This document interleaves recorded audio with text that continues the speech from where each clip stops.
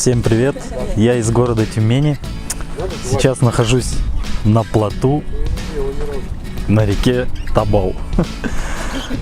Меня сюда позвали друзья вырваться из города, из этой суеты и в такую тишину. Это просто, как бы сказать, просто, если сказать, это кайф для ушей и для головы. У меня, например, работа очень сложная, постоянно надо думать, двигаться в городе. А здесь прям вообще шикарный отдых. Это не передать словами, здесь надо просто быть самому. И для этого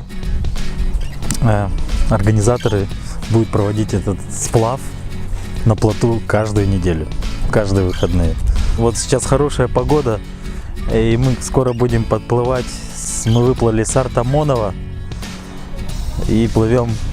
Скоро будет мост у нас где-то там. Там будет, сказали, очень классный вид. Вот по сторонам тоже здесь у нас лес. Никаких шумов, только птички поют. Наверное, мы еще попробуем армейский сухпайок. Ну, в общем, мне нравится здесь очень. Так что давайте с нами.